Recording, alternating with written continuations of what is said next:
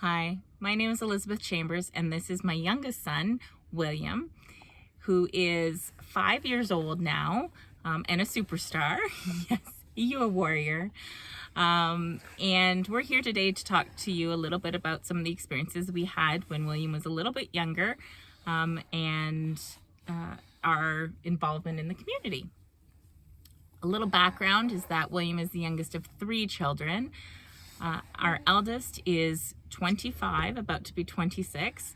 We have an 11-year-old daughter, and then William.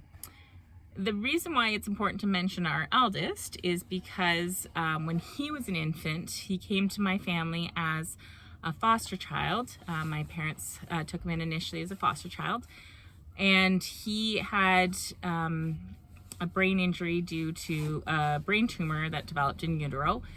And so he was involved with the Niagara Children's Center right from the beginning as well.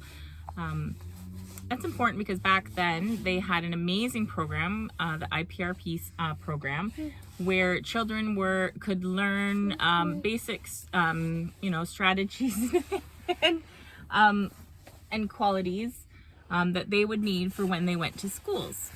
So this was a program that ran a couple hours a day, but was only able to accommodate a few children in the region, and it was a requirement that families were able to drive the child there for a few hours every day, and it was a big time commitment, so not all of the parents that really needed it could do it.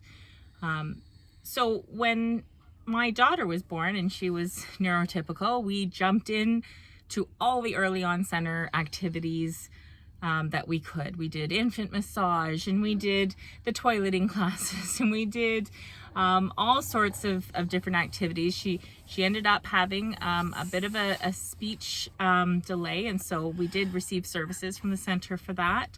But it was nothing noticeable, nothing that made her any different than another child that was playing. And so we thrived at the early on centers. As an educator, I know that, we do so much of our learning through play. It's one of the best ways that we can learn is by doing things that we enjoy. And so the value of an early on center is incredible. When William was born, our expectations of what life would be like changed drastically due to a traumatic birth and all of the issues that came from that. It meant that our first 6 months were in hospital, that we were not able to have our first breath of air until we were 5 months old, that we come with a lot of machinery. We have a feeding pump, we have a trach, we have suction machines, we have oxygen, we have a go bag for resuscitation that's with us 24/7. It doesn't matter where we go, it must be at our side.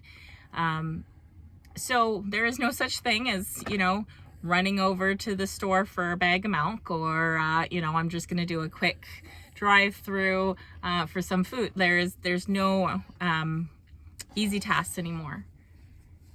And all of that can be managed. We have to have somebody in the vehicle with us when we drive places. Yes, but all of it can be worked out. What's even more difficult is the reaction of people when there is something that is visually or noticeably different about your child. The first experience we had of that was when we went to Costco when William was very young. So he was still in a stroller, but he still had, all the tubes and gadgets. And this young girl was just so curious about him. She just wanted to meet him and ask questions. And she was just completely fascinated in the beautiful innocence of childhood. But her mother saw what was going on and got very fearful, grabbed her child, pulled her behind her, and looked me right in the eye and said, "I don't know how you do it. I'd rather die." And then rushed her daughter off. And I stood there for a moment, my soul being trampled on and my heart broken, and was devastated not by just the emotions, but also the lost opportunity for that child and her mother to learn about this incredible, I'm a little biased, but this incredible young man and all of the amazing things that he can do, right? It's a superhero breathing through your neck. Come on. I've found ways, it's the teacher and me, to make it more approachable now for both children and adults. We carry a toy around with us. It's in a wheelchair that has a tray that can be taken out and put back in. We have different things to make us more approachable, but that doesn't necessarily mean that we're accepted. Let's face it, that's the reality. There is that element there of not always understanding and just fear. We're all human, right? But I knew that no matter the different reactions we had, that socialization was so important for William and for any child. The ability to be around peers and see what's going on, which was automatically so difficult for me. I had to really face the emotions of seeing another pregnant woman, of seeing an infant, of seeing children younger than him that could do milestones that he will never do. And that took a lot to do. And here I was thinking, okay, I'm going to take him to the early center and throw myself right into the mix of all of that. So it took a lot of gumption, a lot of strength to just even drive there. First time I didn't go in. I just drove over. Actually, that was a few times we drove over and we would just sit in the vehicle and I couldn't go in yet. But then I did. I got everything in me, pulled up, got him unloaded, went in, and not exactly the reception I was hoping for. A lot of fear, a lot of concern, a lot of worry, a lot of stares. That's normal, but you just kind of take a deep breath and go, okay, I'm gonna jump both feet into this. Let's see what we can do. And just said, is it okay if we just find a corner to sit in and just watch what the other kids are doing? We won't be in the way. We're just gonna sit over here. And the reaction we got was, this isn't really the place for you. I think you need to go to another early on center that has more room and this is, and it was a bunch of excuses. Not, hey, tell me about your child, or who's this, or talking to him. It was, let me get you the location of another center. This center was definitely large enough for us, and I tried to point out, well, there's a nice big carpet here you use for story time that we could sit on and just watch. No, I'm gonna get you the location of the other center. The other location was fine.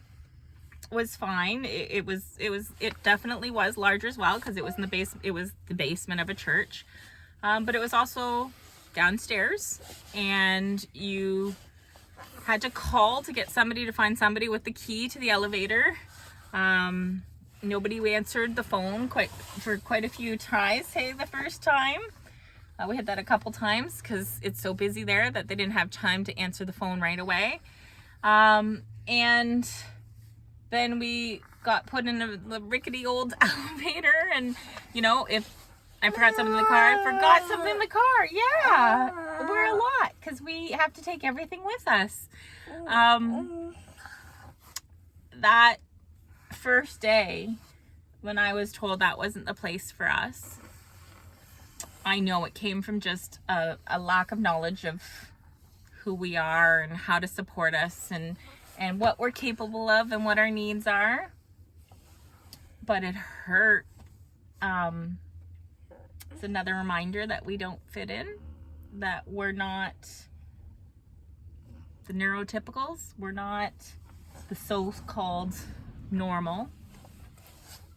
It hurt a lot, and I was shaking as I left, and I was crying on the way home, and that's reality. I've heard it from so many of my medical mamas and papas that when they went in, it was, oh no, this isn't, no, we're not designed for your child, or, you know, do you think maybe there's something wrong with your child? Or, oh my God, I've heard so many different stories that I just break my heart.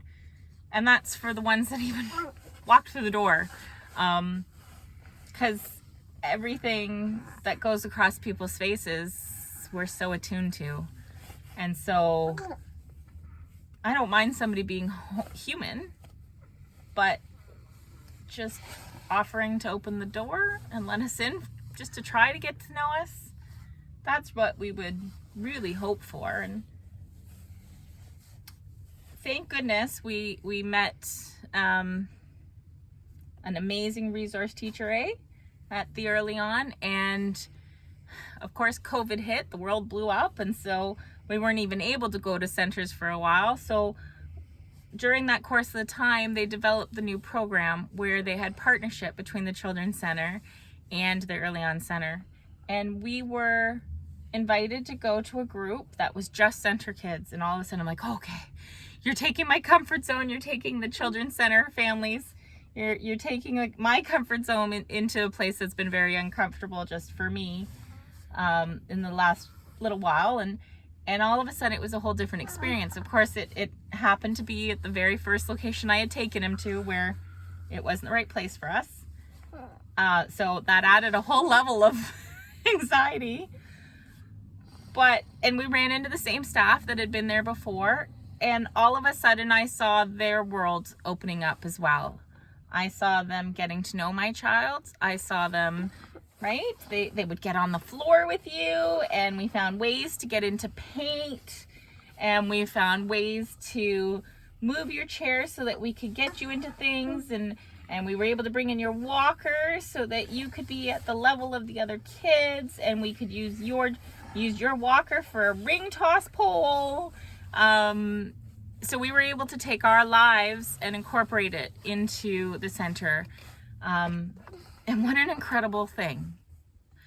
I also found that because there was that partnership with our local children's center, that I was able to find more mamas that were understanding without me having to explain it, what we were going through. Yes, and you made so many friends, which was really good, especially going to school. I think that's one of the biggest things is I'm grateful I had the guts to go in there, but I'm so worried about the other parents that don't even make it through the doors in the first place. I wish that I had had more ability, more time, no COVID, that I could have kept pushing for the staff to get to know children like William and have their knowledge base expanded to see that these are incredible kids and that they make a difference in not just their own little worlds, but in the world at large. Because what greater way to teach compassion and love and empathy than through children that are the most pure at heart.